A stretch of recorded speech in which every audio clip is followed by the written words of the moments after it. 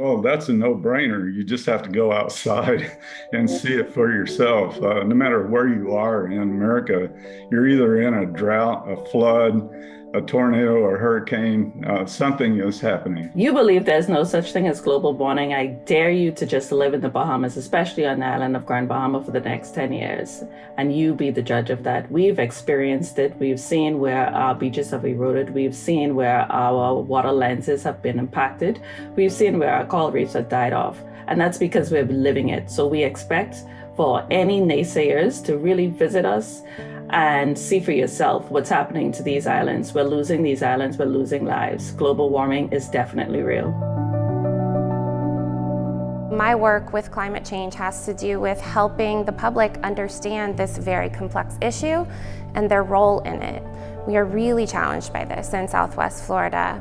And part of it is the scale of the problem, right? It's an invisible problem to many people. It happens on a very long time scale. It happens on very large spatial scales, and that's just hard for people to understand. There's been widespread consensus among over 97% of scientists from all disciplines that climate change is caused by humans and exacerbated by humans, and our inability to make any changes or take action is further exacerbating the issue of climate change. I think the state of panic on the issue of climate change is an 11 out of 10. I think we should have been doing things 50 years ago. It's really hard to read about or watch anything that is explaining that there were scientists sounding alarms 50 plus years ago. It's really disheartening to learn about that and know about that. We're not just looking at one study. We're not just looking at carbon in the atmosphere, or we're not just looking at how much sea level has risen on average. We're looking at the impacts on soil. We're looking at the impacts on one flower or plant species in the Sierra Nevada mountains, marching up that mountain. And we're thinking, well, why is it doing that? Well, it's because climate is changing. So most of what I do is try to find ways to communicate that urgency, to communicate the scale of the problem, and that yes, they can make an impact. They can work towards positive change, and that it will matter. The good news is that the nation and the world has been moving more toward that position, I think, particularly in recent years, and there have been encouraging signs. I think in Florida, the progress toward recognizing that has been less, but it's still improved significantly, particularly at the local level in recent years.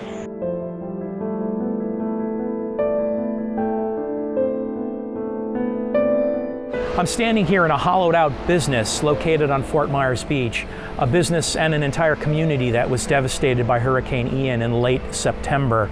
And it serves as a great exemplar in a horrific way of how climate change can influence the intensity and impact of tropical storms and hurricanes. Hurricane Ian came to shore, bringing with it hurricane force winds, Category 4 winds, but it was less of a wind damaging event and more of a storm surge damaging event. And storm surge is one of those consequences of climate change, where storms persist with winds blowing more and more water on shore. That water comes on shore and just overtakes and overwhelms a community, and that's what happened here. Fort Myers Beach is a barrier island. This barrier island was overwashed and inundated with over 10 feet, maybe 12 feet of storm surge. The water literally ripped through this building and caused the destruction that you see here.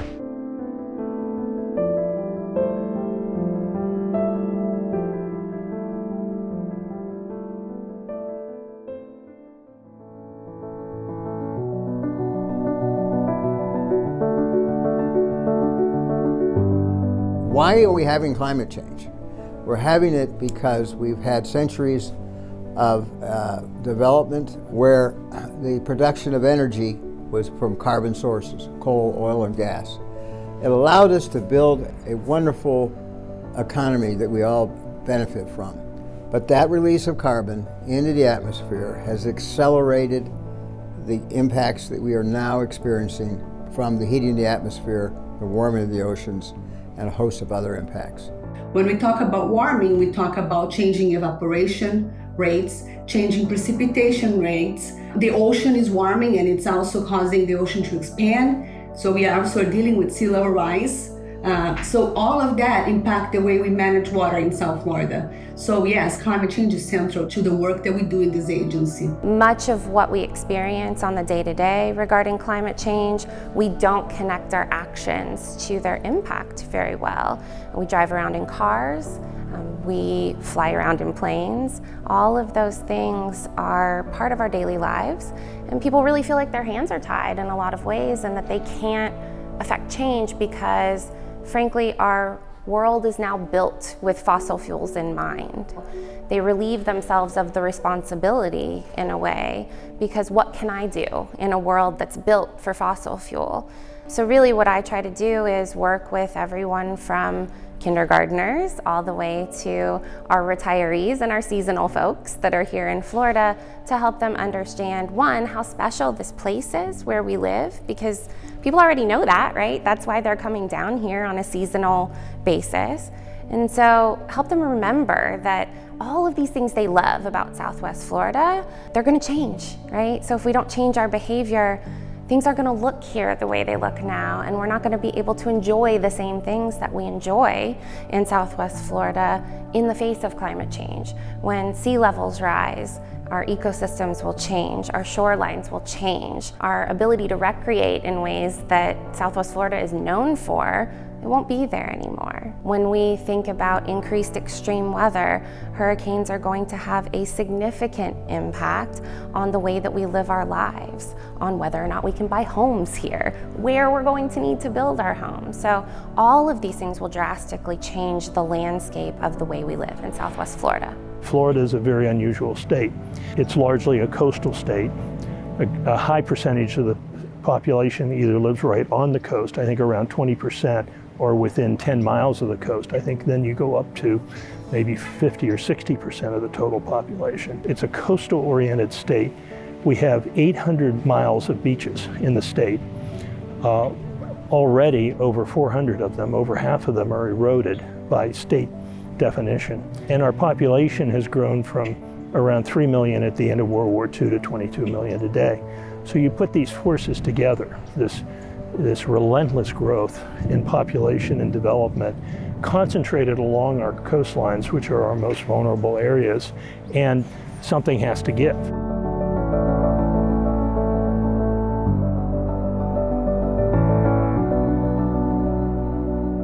When you want to look locally, let's take South Florida, East or West Coast, you have to also add in the regional influences and flowing of the Florida current in the Gulf Stream and the redistribution of mass. As ice melts, water's not attracted to that big mass, so it moves away. Those add in South Florida to our sea level rise. So a 5-foot sea level rise might become an 8 or 9 foot sea level rise. There are 2-foot intervals, and you can see how quickly the Naples area, Southeast Florida, Sanibel area is inundated. Here we're only at 8 feet and South Florida is gone. Since almost all the heat from global warming has transferred from the atmosphere to the ocean, there's really no way to just undo this because we have to cool back down the ocean, which is already expanding through its warmth, and it is beginning to dramatically accelerate ice melt in the polar regions of Greenland and Antarctica. A couple of the consequences of warming of the planet is an increase in sea level. Ice and glaciers melt, the volume of the oceans increases, and that causes high tides to become higher over time. The ocean has a great capacity to expand its volume and flood major portions of land. In addition, warming oceans fuel tropical storms and hurricanes. The warmer the water, the more intense the storms, the slower those storms move, so the greater impact they're likely to have on coastal communities. When you have a higher high tide, because sea level has risen, and you put storm surge on top of that, the capacity to flood and inundate a community becomes even greater. So it's that synergistic effect of sea level rise and storms that worries coastal communities around the planet, particularly here for us in Florida. We should have started 40 years ago. By stopping everything now won't end the problem. We're in for it. If we don't end it, it's going to be more and more and more beyond those levels. We can see on the landscape as we move forward into the future where storm surge on top of sea level rise is likely to occur. And the maps are showing you those kinds of scenarios. The colors represent the extent and depth of flooding as we move forward into the future. The hotter the colors, the deeper the inundation. So we've replayed Ian's track and characteristics through that model, and that model then produced some pattern of storm surge and flooding depth around the Southwest Florida landscape. And you can compare what nature dealt us against what the model hindcasted, and the match was remarkable. So this tool that we now have in our hands here in Southwest Florida can be quite valuable in predicting, again, the impact of future storms with respect to surge and flooding.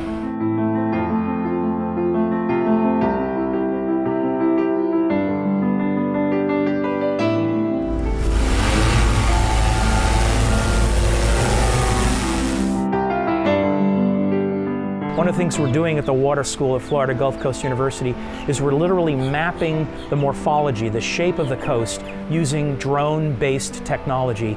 So we're putting a drone up in the air and we're literally mapping the topography of the post-Ian world, and then we're able to compare that topography with what existed here before the storm. And when we have that before and after glimpse, we can tell managers and decision makers where their areas of greatest vulnerability sit, what kinds of regions are most likely to be impacted in the future, and then how to help manage those areas as they go through the rebuilding and restoration planning for the island. Fort Myers Beach, the city, sits on a sterile island. If you look at the barrier island communities and the incorporated cities that sit on those barrier islands, we have Captiva, Sanibel, Fort Myers Beach, just to name three here in Southwest Florida that were seriously impacted by Hurricane Ian.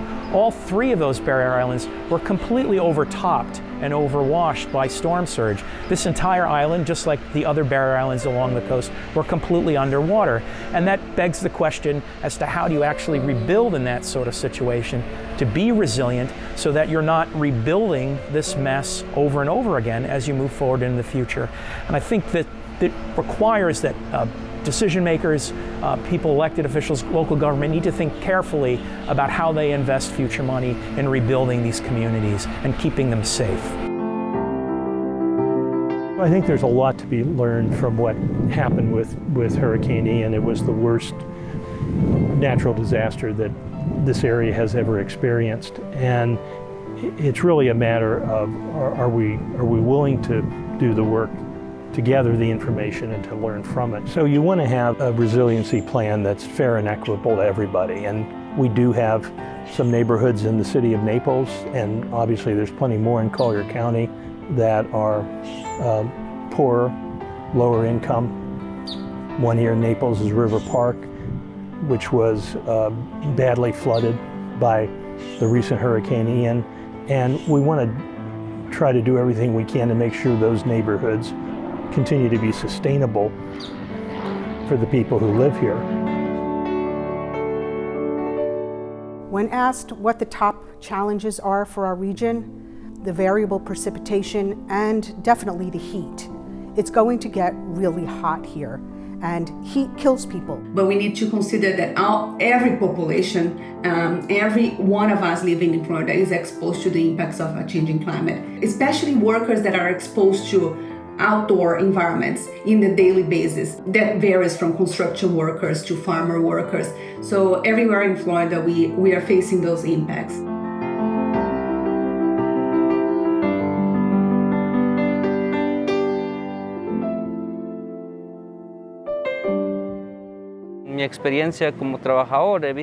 Myself, as a farm worker, I've seen and experienced the rise in temperature firsthand. I've been working in the fields where a fellow farm worker passes out because it's too hot. Sometimes myself, I've gotten cramps working in the field. But there's really nothing you can do about that, because you don't want to go and speak out or not continue working, because if you do that, then you're not promised that the next day you're going to have a job, right? You don't want to build a reputation of being the person who can't handle this heat. So looking at individuals that are particularly vulnerable to the impacts of climate change, things like air quality, extreme heat and extreme temperatures, coastal flooding, nuisance flooding and inundation. So those groups of individuals that are working outside, or individuals that are not able to access things like cooling centers or air conditioning, and those groups of people that are particularly vulnerable to the impacts of climate change. So as we experience greater increases in temperatures or extreme heat days, those groups of people that aren't able to be shielded from those types of things are going to feel the impacts of climate change, and are feeling the impacts of climate change at a greater rate. There are neighborhoods where it's mostly wealthy white people, and then there are neighborhoods where it's people of color who are in working class jobs. And yeah, when it comes to this place and whatever is going to happen here in terms of being in Southwest Florida and the maps we see of water rising, I mean, we see that this place is not going to be livable in not that much time. So what is the plan for all the people who cannot afford to, with their own money, move somewhere else? Are we just gonna forget them? There will be portions of our landscape that will become uninhabitable. There'll be places on our landscape that may require communities to pack up and move and relocate.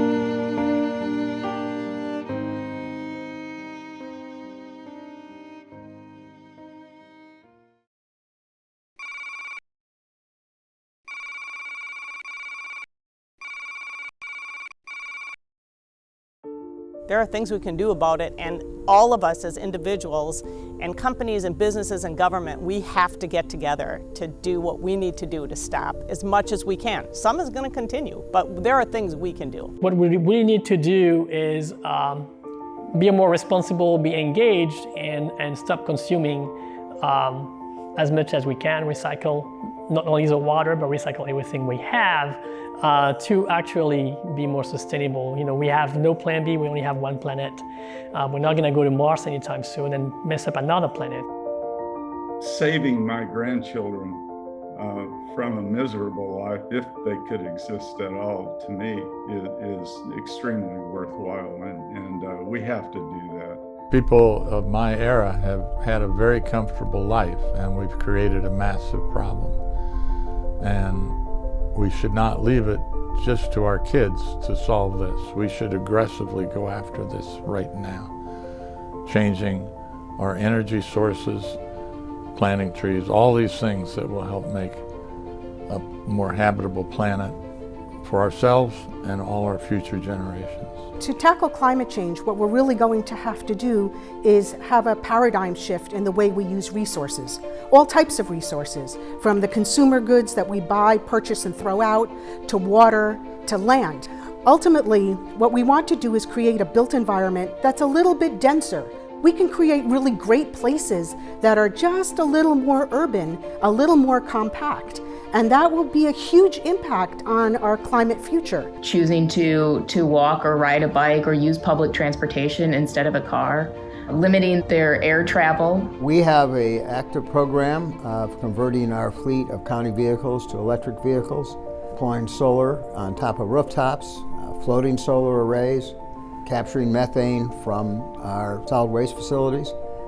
Everything we can do to reduce our carbon emissions. We have many strong programs who are doing as much as they can to help the environment in terms of reducing CO2 and restoring very important ecosystems. So yes, that's a part of the solution, but it's definitely important for our governments to come together to work on agreements and whatever it is that they need to do collectively to help put in place very stringent policies so that we as an entire human nation are following those policies and being accountable. Congress passed and the President signed the Inflation Reduction Act. And I believe that's the first piece of legislation, the first law that directly addresses mitigation by providing economic incentives for greener technology, for more efficient energy sources. I think the key question here is when we all understand that the planet is one and we all need to act together, is when we are all going to be having to be committed, all the counties together can really work with that. It's beyond just thinking about individual boundaries. This is a global issue. We've been involved in a couple projects around environment the last couple years. One of them that we're very proud to be part of is Climate Solutions, where we're in collaboration along with the Collaboratory, FGCU, the Conservancy, and Eco America. The second project that we worked on were trees.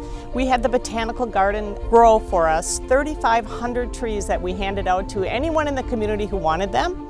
We work here at the local level with the Corps of Engineers to focus on how we can create natural infrastructure, mangroves, larger dunes along our beaches, other vegetation that can provide protection for our physical structures and our people, rather than only relying on physical infrastructure, meaning sea gates, sea walls, other floodgates, other kinds of very large and expensive kinds of investments that not only are expensive, but can be visually and aesthetically problematic, and frankly are also largely unproven in terms of their effectiveness in preventing the floods from impacting the community. Everybody can actually do his little piece. Whether you're vegetarian, you're making a home like mine, consume less, you downscale, all of those are very, very easy tips that everybody can do. I came of age in the late 60s, early 70s when the environmental movement was born, really, the first Earth Day, the creation of the Environmental Protection Agency, and so many things. It was a youth-driven movement, and there was tremendous energy and advocacy around that. Certainly we're seeing that with climate change around the world as well. I can't imagine the worry that I would have for the next generation that I already have without my own offspring. So certainly I feel that parents are more aware of the impacts of climate change because they, have future generations to worry about. And I think as a teacher, I teach future generations, and I see a lot of those young people as extensions of the work that I'm doing. What gives me hope is the Sunrise Movement. And the Sunrise Movement is a youth movement to fight climate change and create millions of jobs in the process. Really, it's about people under the age of 35 having a voice and having somewhere to go to learn how to stand up and make change. I'm 29, so I'm on the older side, but there are people that are in the movement that are freshmen in high school, that are 13, 14, 15 years old. Young people throughout time have been the ones who are yelling more, fighting more, willing to put their life on the line, and are ready to make change. It's nothing new that young people are the ones who are pushing for big change. We're really lucky here in Southwest Florida. We have a group of high school students called the Youth Against Climate Change that were really inspired by the global youth movement around climate change and are doing what they can right here in Southwest Florida to inspire change in their communities. Vote with your wallet. Support companies that have green policies. Keep your thermostat at a moderate level. Use public transportation or ride your bike. Eat less beef, poultry, and dairy.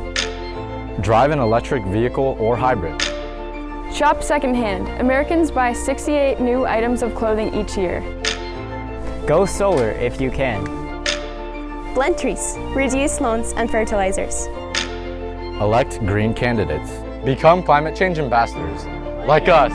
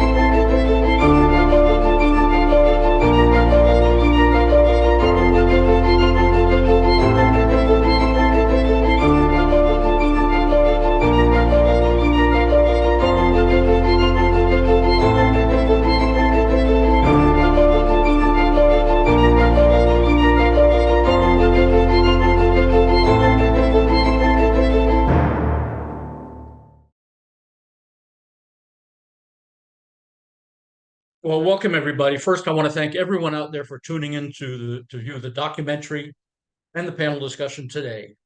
This is National Zero Emissions Day, so I'm going to ask all the panelists to refrain from exhaling during the panel. Just kidding.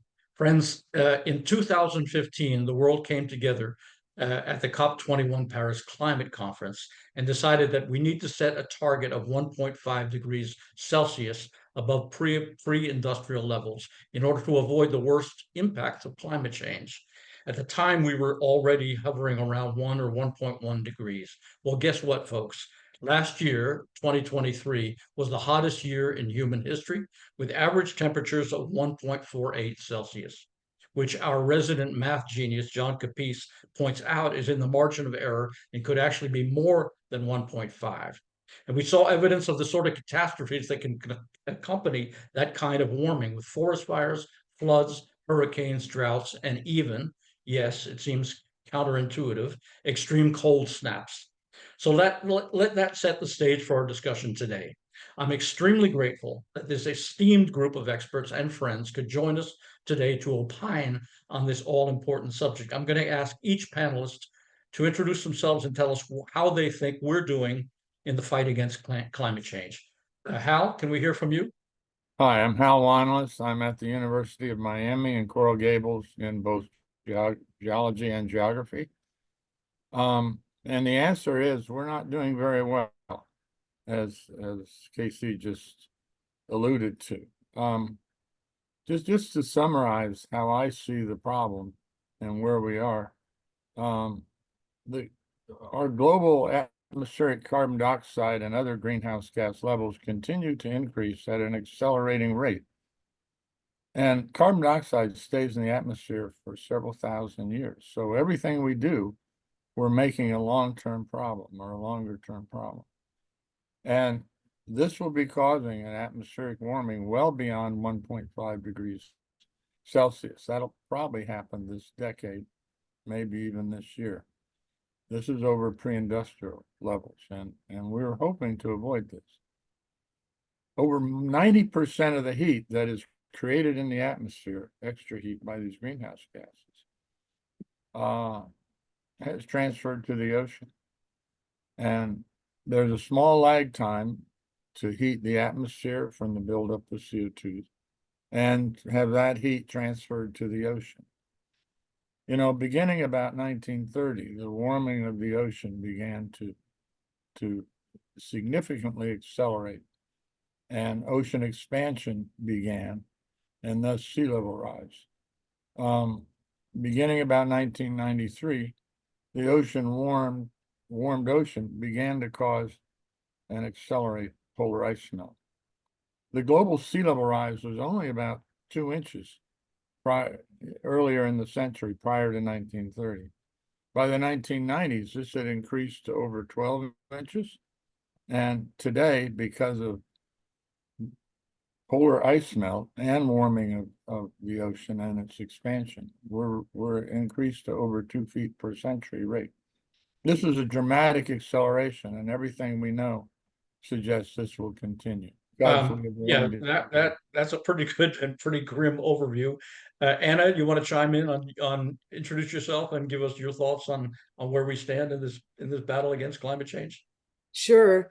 Hi, everyone. I'm Dr. Anna Pushkin-Shevelin, and from 2019 through about the end of 2023, I was the Regional Director for Growing Climate Solutions, a Southwest Florida-based initiative focused on public education on climate change and capacity building. I'm an urban planner by training. I've been working in the climate field for about 15 years, primarily through the lens of the built environment and community building, but also through public policy initiatives to address this and through education. So when I look back at the 15 years that I've been involved in this, I see that we're making some progress toward addressing climate challenges. It's visible, but it's politically acknowledged, but it's way too slow. So what I'm seeing is more of a normalization of behaviors at the individual level, where people are conscious about their impact on the planet and their environmental footprint. We didn't have that a decade ago. It was on the fringe. Now that's pretty mainstream. What I don't see changing is the systemic challenges, and those are very hard to change at this point. I'm seeing a politicalization of this issue to an extreme degree. And those, the way we've politicized it and co-opted this has, put a real rift in our society. So where we have like 93% of the people that agree they can do something to reduce climate change. And so we see adaptation of solar, EVs are becoming more mainstream. People are planting gardens and doing things at their household level.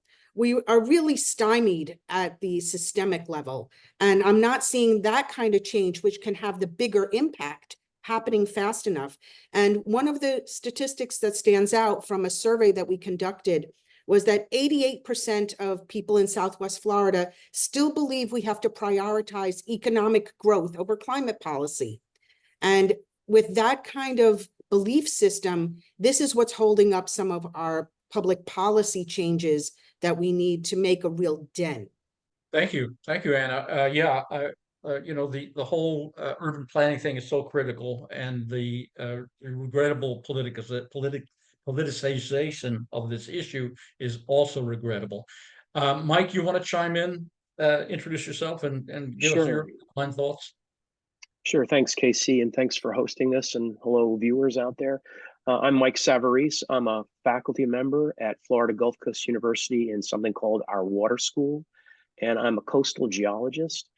And I've really been serving two roles here in the region. As a scientist, I'm out looking at the impacts of climate on our coastal setting here in Southwest Florida. I'm also working with local governments, cities, unincorporated areas, counties, and trying to help them deal with the problems that climate change is throwing our way. As far as how we're doing in this battle against climate change, well, not very well. And everything I've heard from Hal and Anna, I would agree with. Anna, I think for me, hit it well on the head. There is interest at local levels in terms of trying to deal with adaptation to. In other words, communities seem to be paying attention to making themselves more resilient.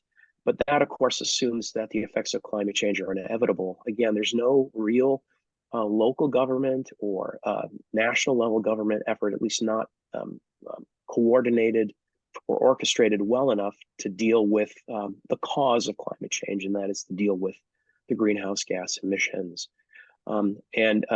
Anna's analogy of us moving too slow is also, in my opinion, right on.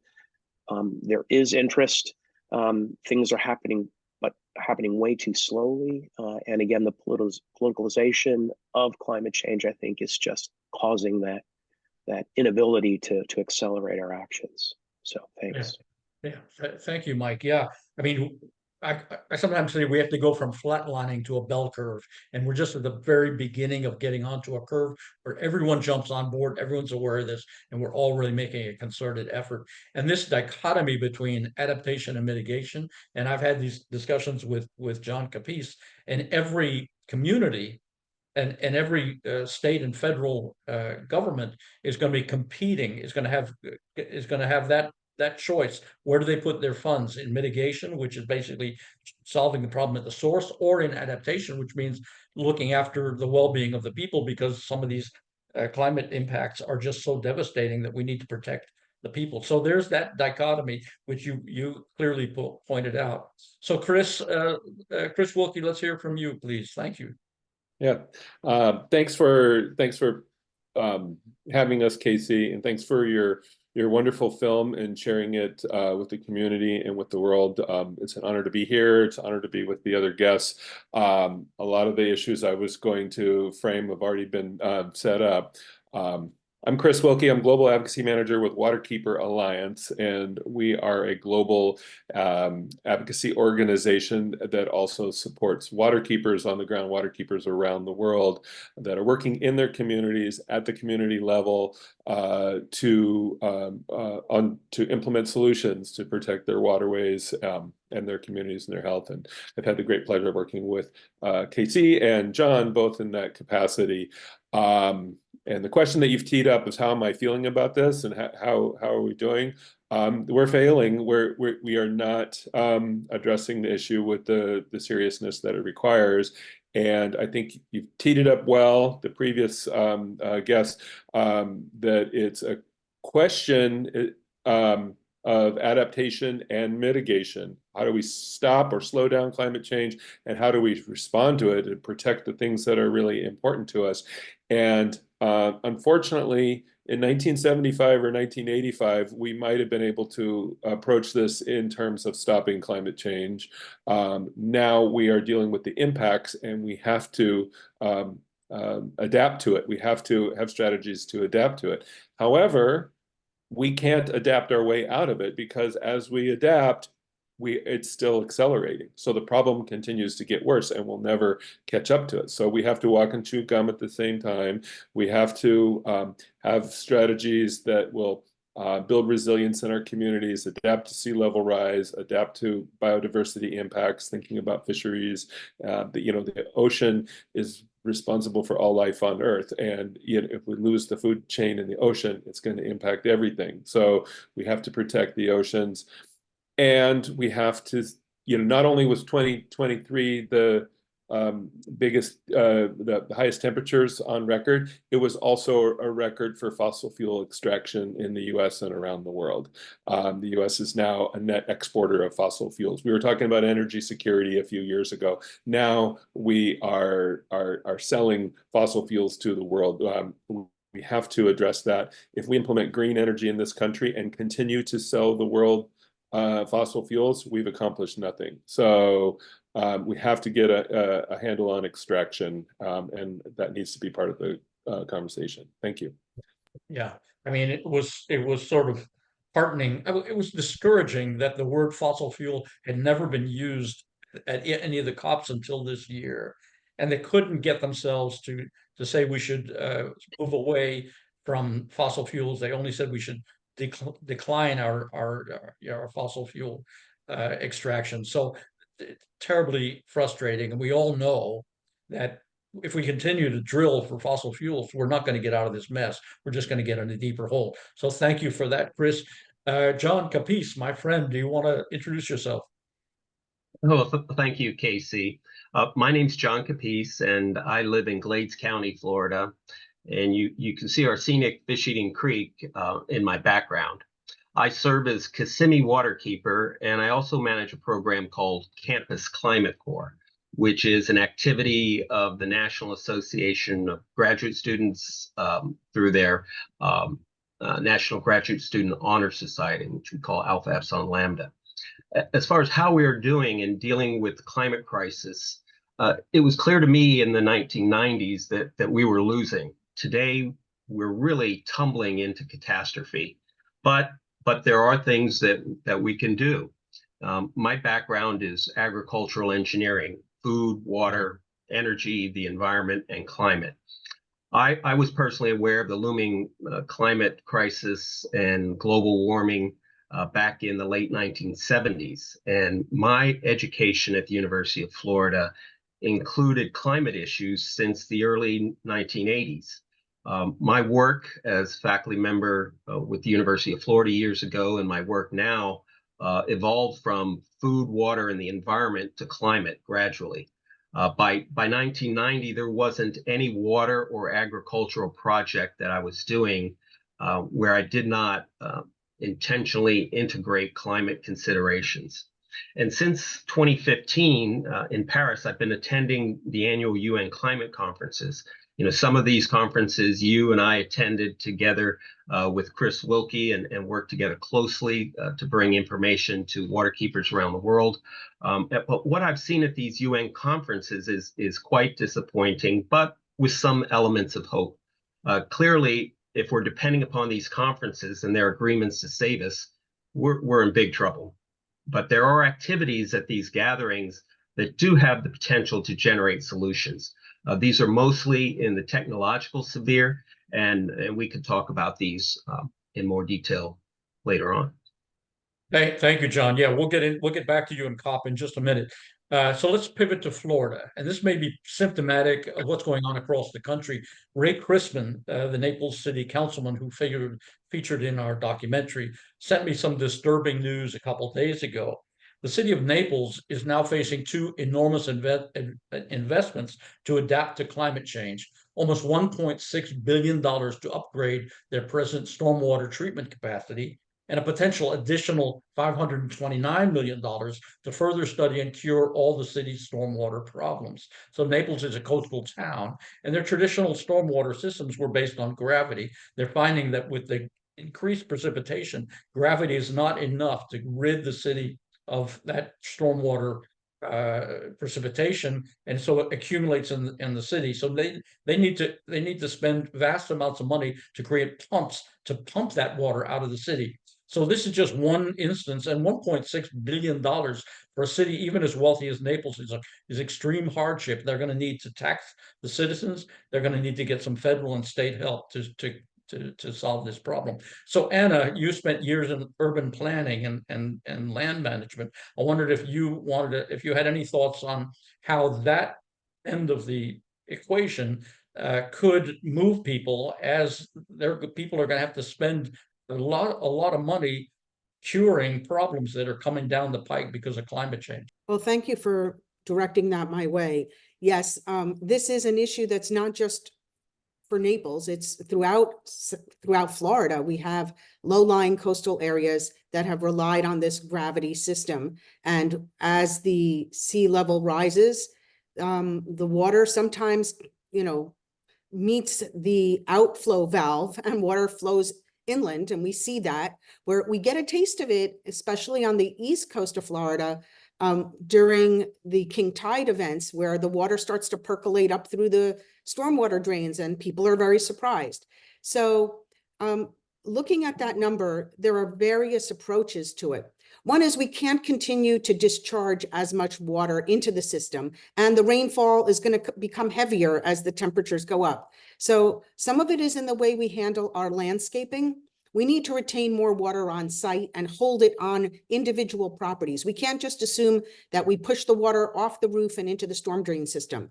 We need to retain water at all locations for a longer period of time and let it percolate down into the aquifer system to help recharge and discharge less. That will reduce the burden. It won't fix the problem.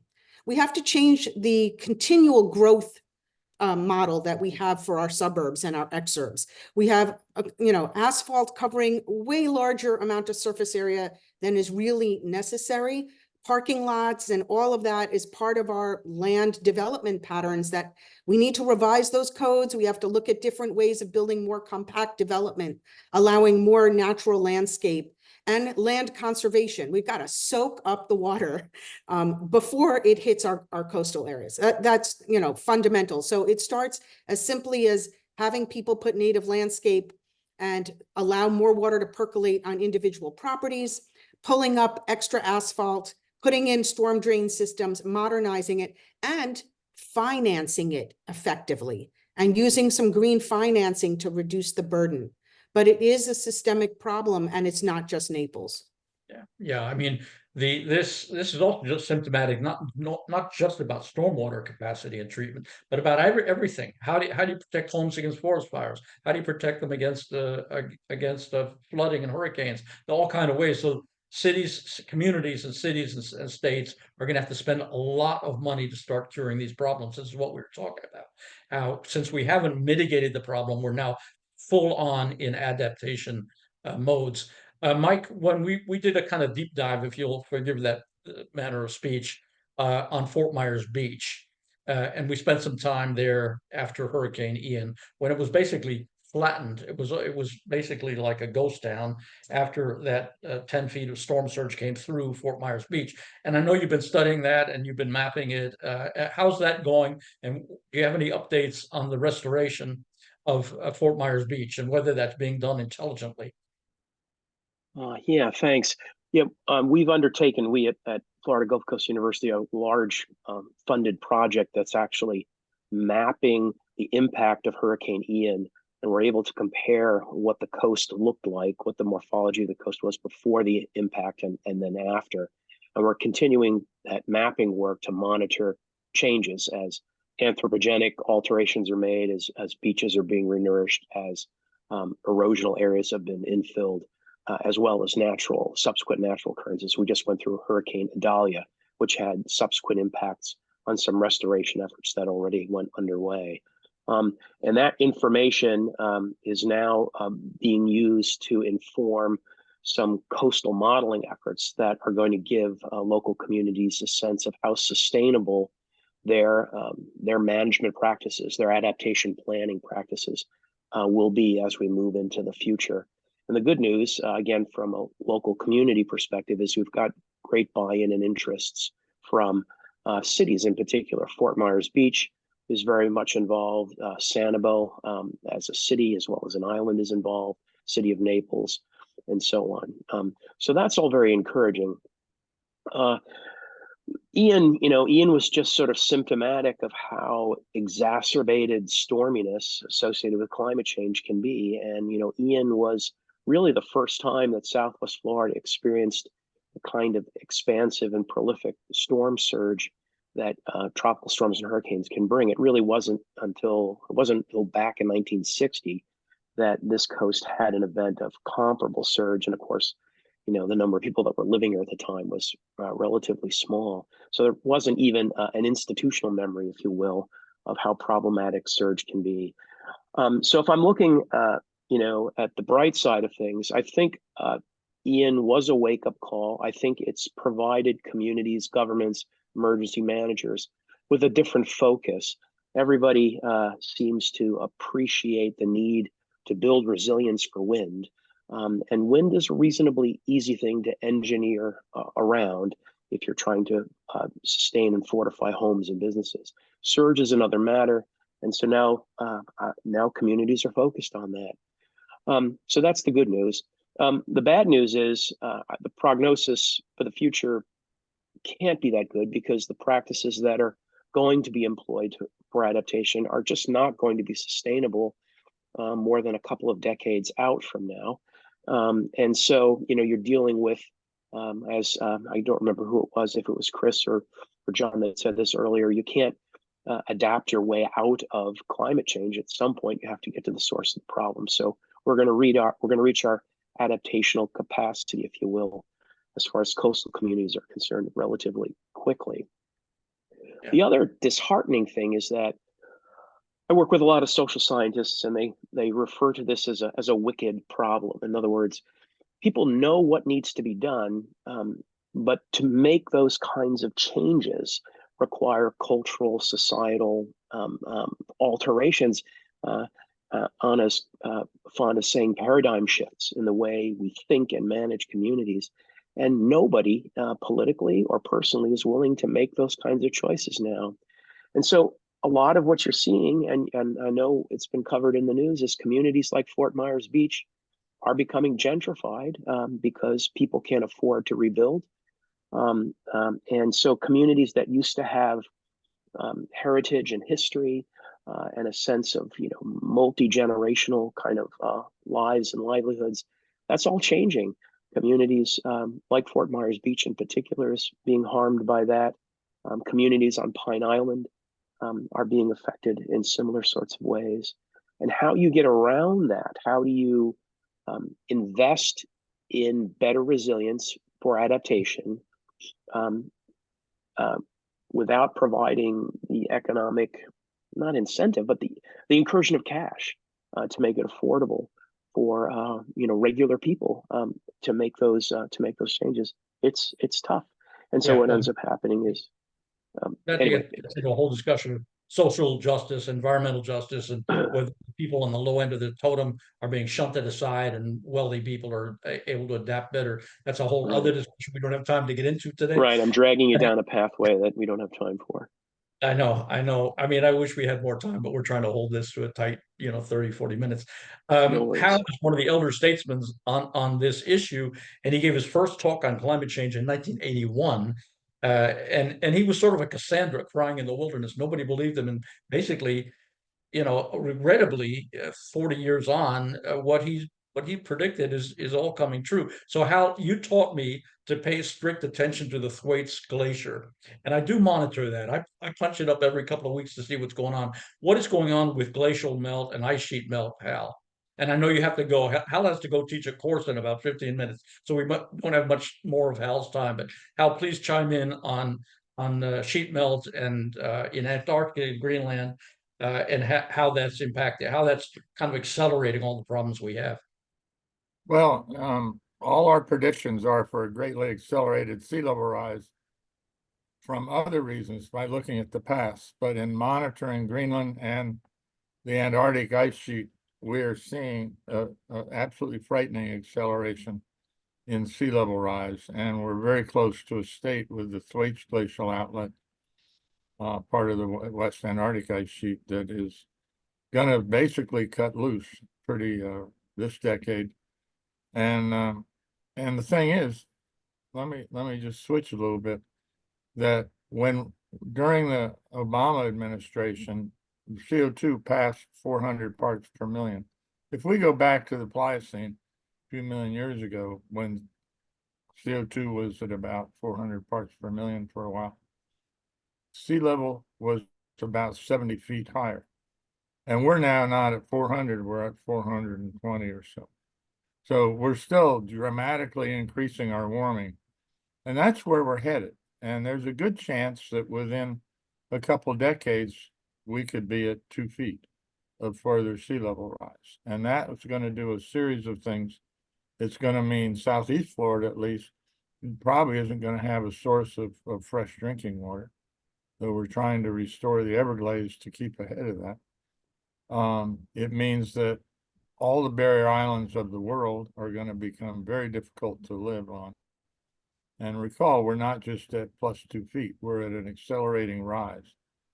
And it's possible that South Florida could be at over 3 feet by 2050. We could even be at 6 feet within 50 years with this acceleration. And we've never seen a detailed documentation of how ice melt works and sea level rise works in a warming world. We have proxies from the past, but we're just not being prepared in our minds, because so many generations ago they built this house you live in, and you think you have the privilege and right and reality to live there forever, and that's not going to happen. This is going to be an awfully dramatic time. Thank you. Yeah, this is pretty alarming. And the other eventuality is when we start losing ice in Greenland, that exposes more Earth and that absorbs more sun. So the ice reflected sun back up, and once we lose ice, so it becomes an accelerating curve, and it just makes everything a whole lot worse. So thank you for that, Hal. And if you have to sign off to go teach your class, we thank you for your participation, and we celebrate you, Hal, after all these years doing great work. I hope the audience is listening, and good luck to you all. Thank you. So let's pivot to more national and international news. I know that both John and Chris attended COP this year in Dubai. We both attended COP26 in Glasgow, and John and I broadcast together for COP27 last year, though I couldn't go. So tell us, John, tell us what your thoughts are about the COP 28 and the upcoming COP in Azerbaijan. Well, KC, as you know, and as you and Chris helped at these UN climate conferences, I focus on sharing the experience with others. Primarily, I focus on university students around the country. But together we focused on sharing that experience and knowledge with water keepers and bringing their perspectives into the conversation as well. And I very much enjoy and look forward to at the next conference again doing these Zoom briefings for the Campus Climate Corps group and students around the country. But even though I'm an engineer and I bring that perspective, I try to stress ecological economics. And this is a way of evaluating and assigning value to products and services, not based upon its profit potential, but how it affects our interaction and survival within the larger environment. It helps us understand what is green and what is not green, or what might become green. And that's something. The technological element is there in the background of the UN climate conferences, but it's not really in the foreground. These conferences are always basically 20 years behind.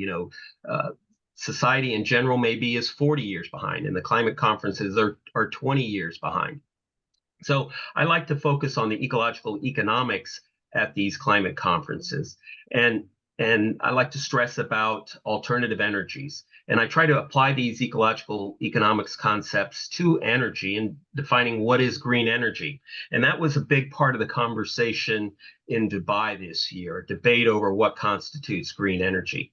And we also talk about replacing our current energy consumption with solar, wind, and other renewables. But really replacing our current energy consumption won't be nearly enough. We're going to need to command vastly more energy than we currently do, perhaps 10 times as much within the next 50 years. Because not only must we replace our current consumption, but we're going to have to provide for improving the standard of living for the 6 million or billion plus people on this planet who are currently poor, but have aspirations for a better life. We're also going to need vast amounts of energy to provide for the resilience, restructuring our communities, moving our communities. That's going to be a tall order with a lot of energy and other resources involved. And then, even larger, we're going to need to remove CO2 from the atmosphere and the oceans. And that's going to require huge amounts of energy. So these are the topics I like to focus on, and there are a lot of conversations going on at the UN. The news is preoccupied with the plenary sessions where the diplomats get together and come to their agreements or not. But there are 200 separate pavilions at these UN conferences, some by nation, some by nonprofit organizations, some by even corporate entities. But it's in these pavilions where a lot of the technological and economic conversations are taking place. And there's some hope to be found in those conversations. Okay. Yeah, thank you, John. Yeah, we've really enjoyed working together on some of these COPs. Chris, you were there this year also, and you've been doing amazing work, first in the Bahamas and now in Senegal, to try to stem the drilling of fossil fuels off the coast of Senegal. You want to update us on that work and how that's going and what you took away from this last COP? Yeah, thanks, Casey, and thanks, John. The first thing to do when you have a problem is to stop making it worse. And if your problem is that you're digging a hole, first thing to do is stop digging. As I mentioned earlier, we're still expanding fossil fuels, both in the US and abroad. And the science is clear. There is no pathway to limiting climate change that involves the continual burning at fossil fuels at any more than the most marginal level. We have to phase out fossil fuels. I come to this realization, okay, maybe we could phase down. No, we have to be on a pathway to phase out. They need to be phased out by 2050, if not before. And that pathway has to be as close to a straight line as we can. If you have 20 years to phase something out, that's 5% a year. That means we should be burning 5% less fossil fuels this year than next year, than the previous year. And the next year is 5%, the next year is 5%. That is the only pathway. We can't wait till 2048 and then get really serious and jump off a cliff together. So it's manageable if we could do this at the rate of 5% a year. But the problem is we're still going in the wrong direction. There are still corporate entities and governments that are looking to develop new sources of fossil fuels to generate economic activity.